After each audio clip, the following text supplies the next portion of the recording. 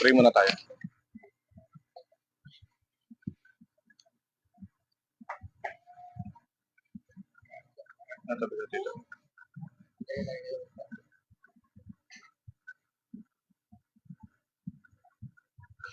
Okay, let's pray.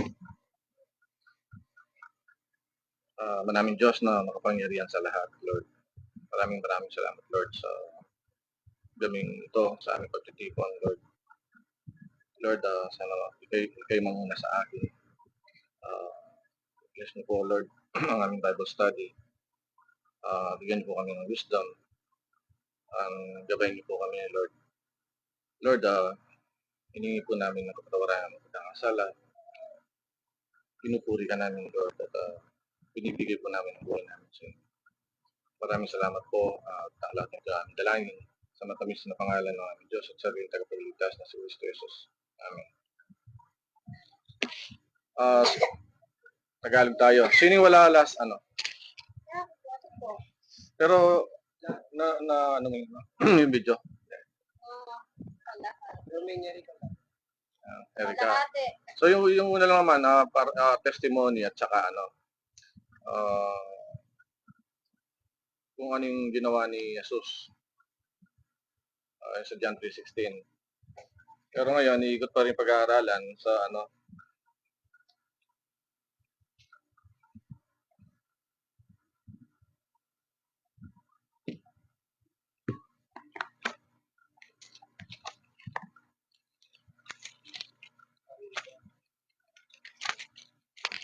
So dito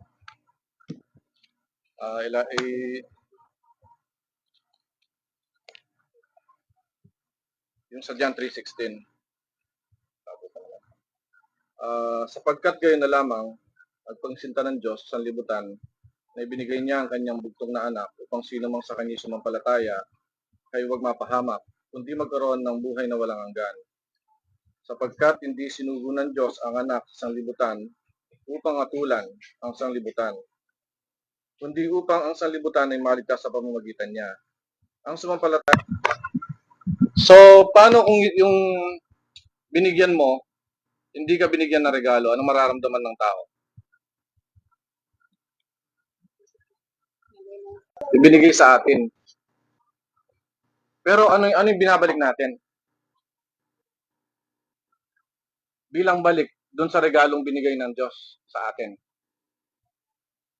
Ang salvation.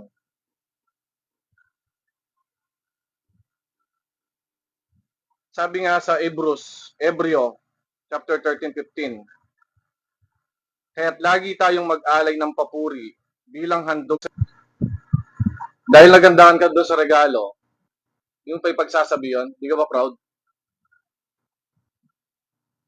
Kaya bilang Kristiyano kami, nararanasan namin na napakaswerte namin dahil natanggap namin yung kaligtasan. Dahil sa pananampalataya namin kay Jesus. Diba? Ang pinakamasakit, binibigay na nga yung regalo, hindi pa natin kayang tanggapin. Hindi pa natin kayang tanggapin yung regalo na binibigay.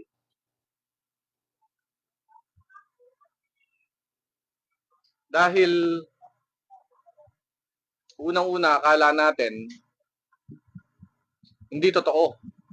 Kasi nga hindi natin nakita. Pero kagaya ng napag-usapan nung unang Bible study natin, what if totoo? Kaya kaming mga tumanggap na kay Christ is talagang hindi kami nahihiya na ibahagi yung salita ni Kristo sa inyo. Sa mga magulang namin, sa mga kapatid. Kaya nga nagla-live tayo eh.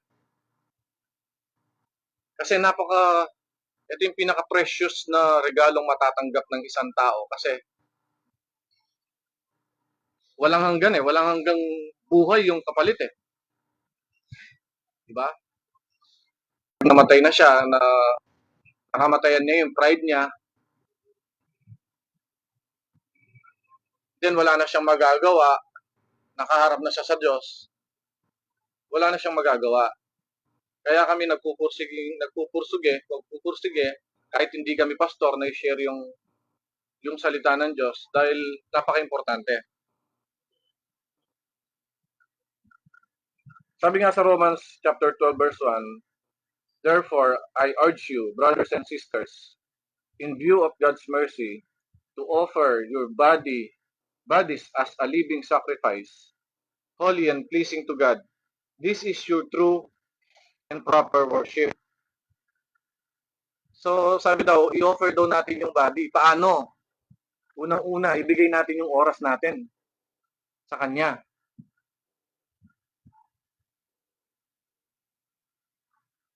During Sunday, ibigay natin yung oras para pagsamba siya.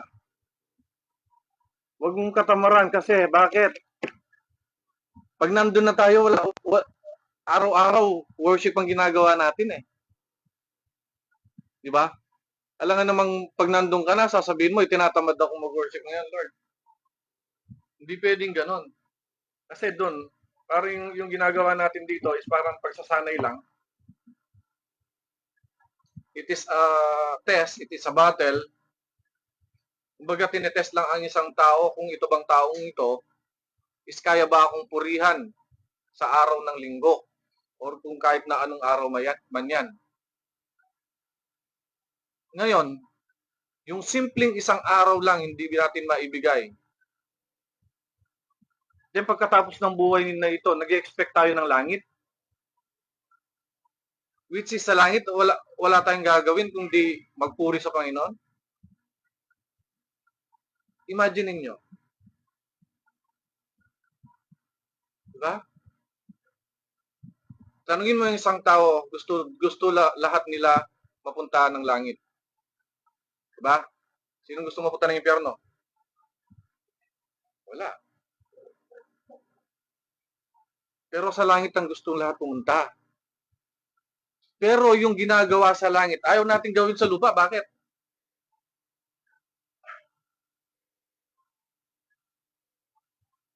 Diba?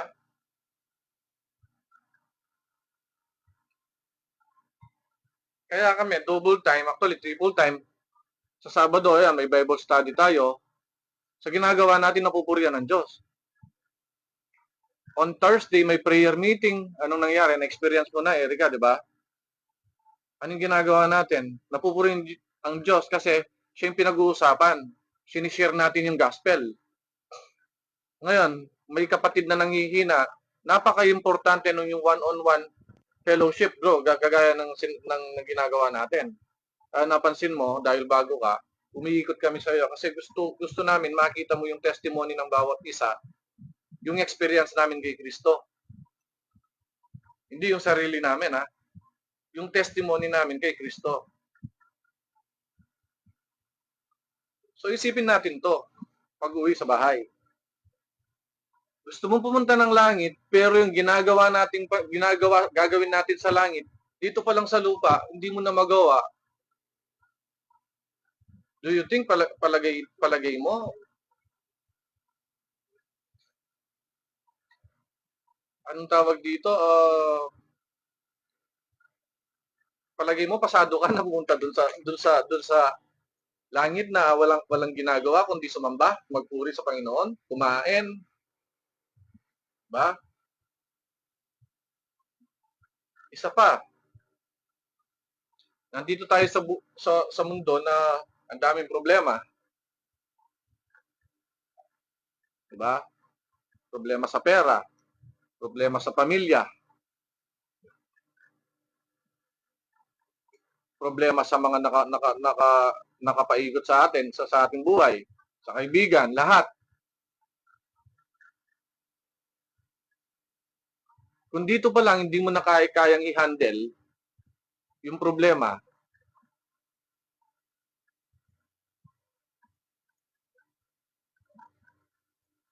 paano pa yung sa kabilang buhay? Kumbaga, ang isang Kristiyano kasi kayang i-handle lahat ng iyan kasi nga may Kristo sila sa kanilang buhay. Kumbaga, hindi nila sinasarili yung problema. may kasama sila sa mga binibitbit nila.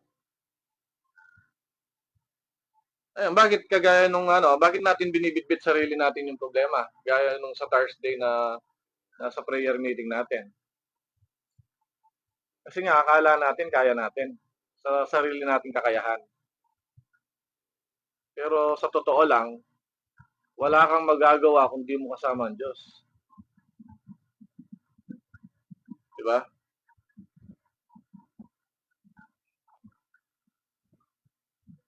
Ayun, paano ba mamuhay bilang Kristiyano? Sabi sa verse 12, kaya nga mga kapatid, alang-alang sa masaganang habag ng Diyos sa atin, ako'y nakikiusap sa inyo na ialay ninyo yung sarili bilang isang handog na buhay, banal at kalugod-lugod sa Diyos. Ito ang karapat-dapat na pagsamba ninyo sa Diyos. Huwag kayong makiayon sa takbo ng mundo, sa takbo ng mundong ito. Kung nagpapasilaw ka sa pera, kung nagpapasilaw ka sa kalayawan, sa bisyo, kung sarili mo pa rin yung inuuna mo, hindi yan Diyos.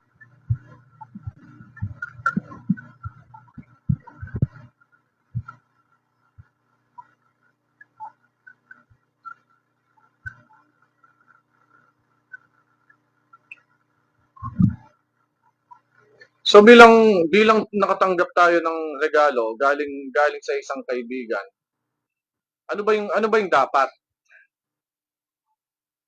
Ano ba yung dapat na gawin? Sa exchange gift na sinasabi kanina, suklian, magbigay din ng regalo, 'di ba? Kasi masasabihan kang madamot or tanggap ka lang ng tanggap pero di ka nagbibigay, 'di ba? Pero bakit sa Diyos napakaganda ng regalo? Bakit hindi natin maibigay yung dapat na para sa Kanya? Which is napakalaki.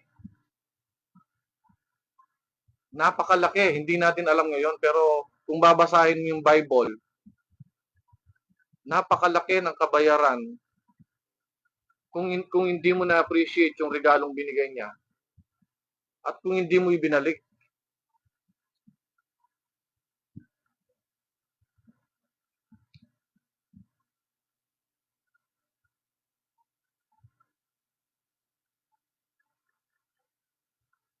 Yun ang tanong, bakit napakahirap sa isang tao na ibigay ang kanyang sarili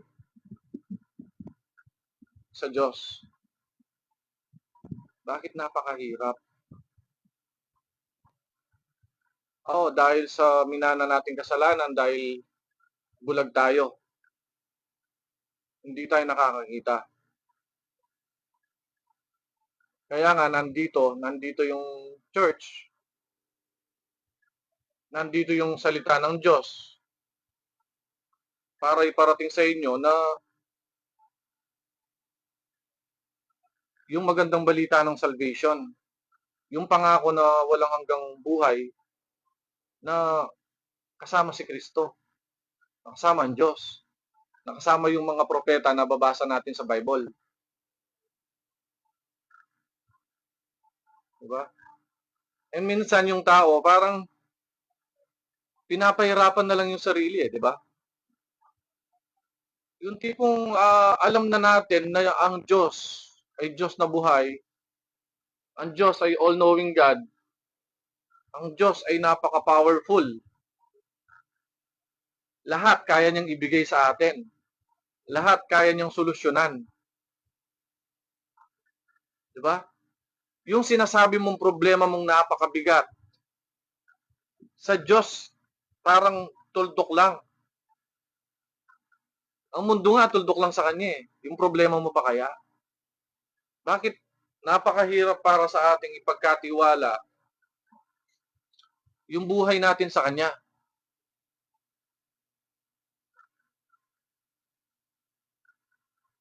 Which is naiintindihan ko dahil sabi ko nga, galing tayo lahat doon na ang sarap ng minsan ang sarap ng kasalanan Ang sarap i-please ng sarili eh. Diba? Ang sarap pag Sunday, mag-beach na lang ako eh.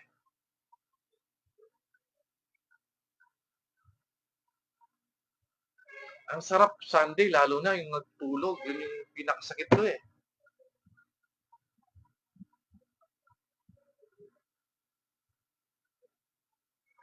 Pero pag nasa iyo na si Kristo, wala nang pinakamasarap. Kung hindi yung purihin siya.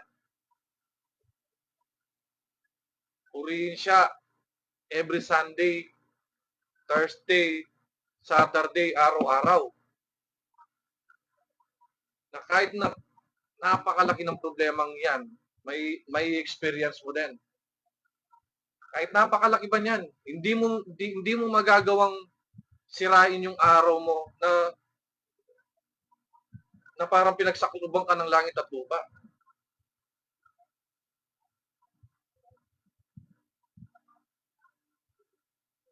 Hindi mo kayang mag-isip ng mga ano-ano man na bakit ganito, Lord? Bakit sa dinami-dami ng tao, mandadamay ka pa? Bakit sa dinami-dami ng tao, ako pa?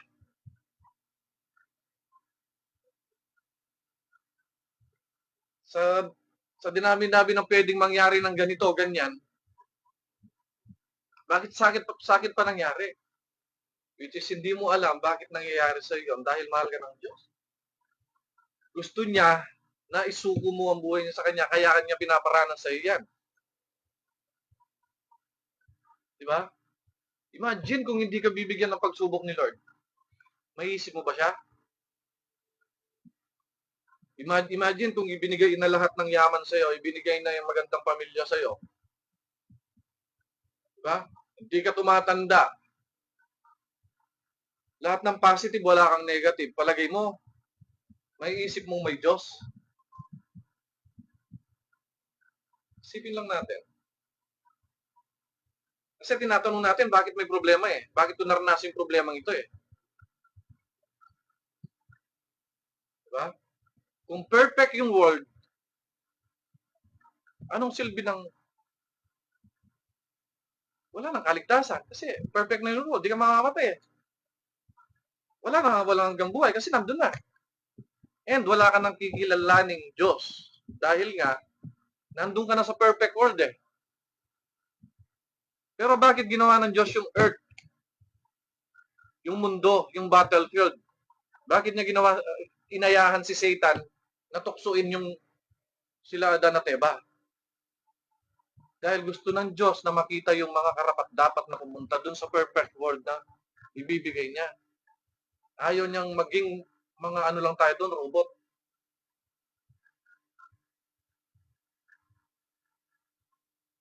Kasi ako no, ialin tulad natin sa ano na lang negosyo. Kung robot kayo lahat na nagtatrabaho ko,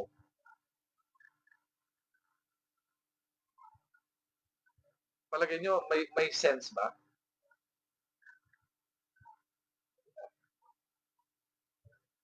Wala nang thrill kasi pinrogram ko na sa'yo yung lahat ng matututunan mo. Bakit ka pa magpupursige matuto? Diba? Kaya, wag nating tanungin yung Diyos, bakit nangyayari yung ganito, ganyan sa atin? Kasi nga, gusto niya, matuklasan natin yung presensya niya. Gusto niya, isuko niya yung buhay, isuko mo yung buhay mo sa Kanya.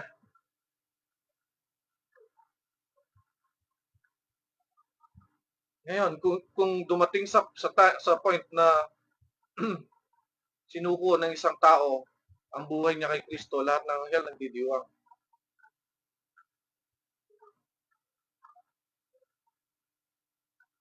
Yun yung gusto ng Diyos eh. Talagang gusto niya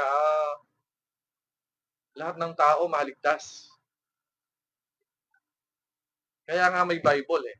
Kaya nga may preacher. Kaya gumagamit siya ng iba't ibang tao na may iba't ibang knowledge na galing sa Kanya para i-share yung gospel. Ngayon, hindi namin kayo masisisi kung patuloy nating binabaliwala yung lahat ng ito, pero alam namin darating din yung time na siya mismo yung kikilos. Kasi kami, ang trabaho lang namin is talagang magtatanim lang eh. Iba yung magdidilig, siya yung aani.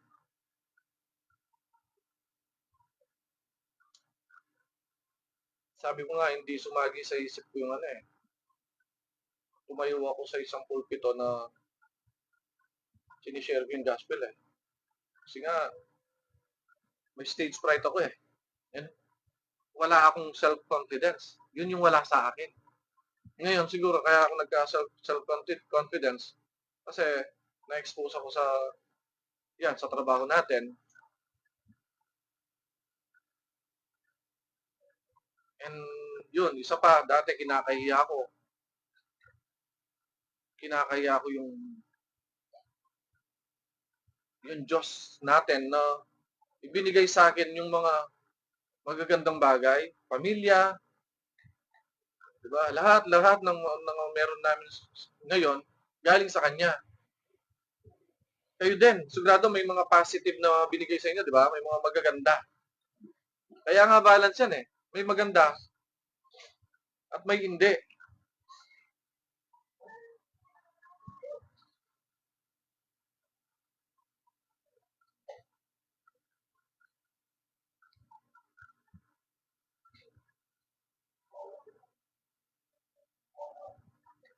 So yun, napakasarap sa pakiramdam bilang Kristiyano na nag-spend tayong makinig.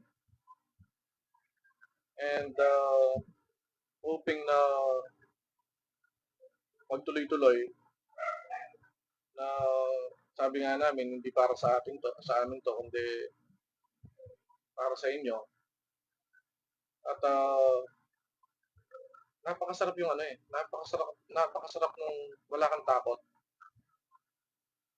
Unang-una wala kang takot mamatay. Yung tao kasi may takot siya mamatay kasi alam niya na hindi pa siya sigurado. Tanungin mo yung isang tao, kapag tinanong mo yan kung takot siyang mamatay, ibig sabihin, hindi pa siya sigurado sa kaligtasan. Hindi pa siya sigurado kung saan siya pupunta. Eh, napakasimple lang. Simple nga, di ba? Sabi niya, manampalataya. Manampalataya lang sa sacrifice na ginawa ng Ama na ibinigay niya ang kanyang bugtong na anak para sa kaligtasan. Yun lang.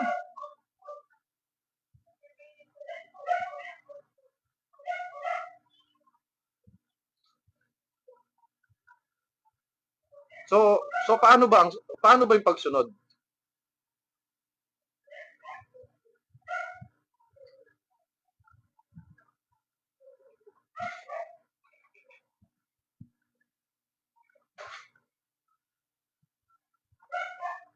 Sabi nga ng isang nagtanong, paano ko ba mabibigay yung sarili ko kay Jesus? May parehas bang katanungan dito? Na tinanong niyo na yung sarili niyo, paano ko ba mabibigay yung sarili ko kay Jesus? Wala pa. Hindi pa sumagi. Paano? Kayo, wala pa. Ah?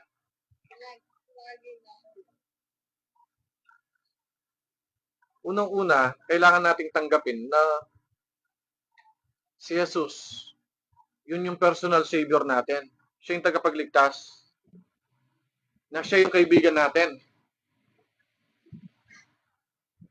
And, try natin siyang imbitahan natin siya sa ating buhay. Try mo lang. Ngayon, magpa-pray ka ngayong gabi. May pinrepare akong isang prayer na try natin gawin sa isang linggo. Gabi-gabi. Bago kayo matulog, ipag-pray nyo. And ibibigay ko isa-isa.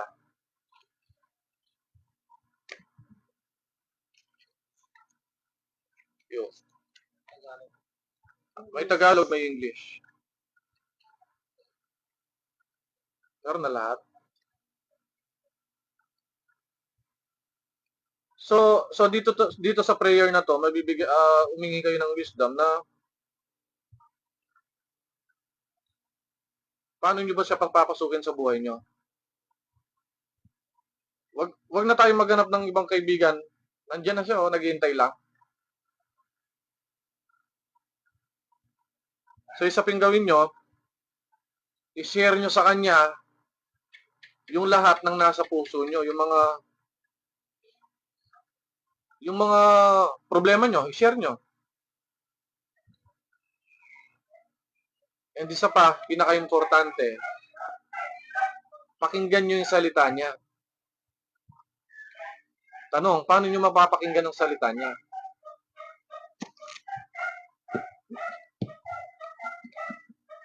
Read the Bible.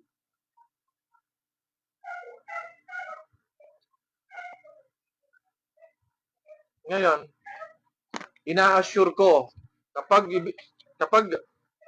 ibinigay niyo na yung sarili niyo kay Kristo, magkakaroon din kayo ng kagutuman para i-share siya sa ibang tao. Gaya nung nangyayari sa amin.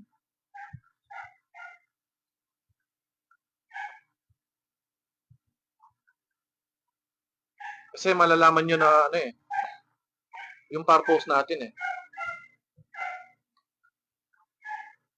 Hindi lang yung trabaho, pansamantala lang yan. Hindi lang yung pamilya, pansamantala lang lahat yan. Lahat ng nandito, pansamantala. Yung purpose na binigay ni Lord sa atin, yung preparation doon sa walang hanggang buhay na ibinibigay niya sa atin.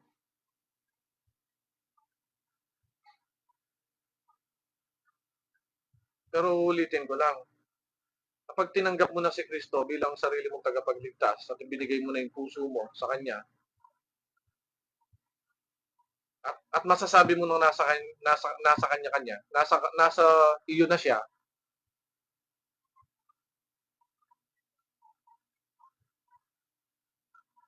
magkakasala ka pa rin kasi nandito pa rin tayo. Pero kagandahan, nilinis na niya tayo. Nakita niyo yung ni Brother Dane, yung sa betadine at saka sa tubig? Parang ganon. Once na inaccept mo na si Jesus, okay, yung mga nagagawa nating mali na hindi sinasadya, napatawad na niya yun. Iba yung sinasadya sa hindi sinasadya, ha? So ngayon, pwede ba nating sabay-sabay pag-pray yung sa Tagalog? So, una ako tapos sunod na lang kaya na. Okay, let's pray. Panginoon, kunin mo ako ngayon bilang ganap na iyo. Ibinibigay ko sa iyo ang lahat ng aking mga plano. Gamitin mo ako para maglingkod sa iba. Manatili sa akin at ipakita sa akin kung paano gawin ang lahat sa iyong kapangyarihan. Amen. Yun, try natin. Pag-pray natin every night in family. Then sa Saturday, pagpatuloy natin yung Bible study. So anong insights nyo dun sa sa last nating Bible study ba?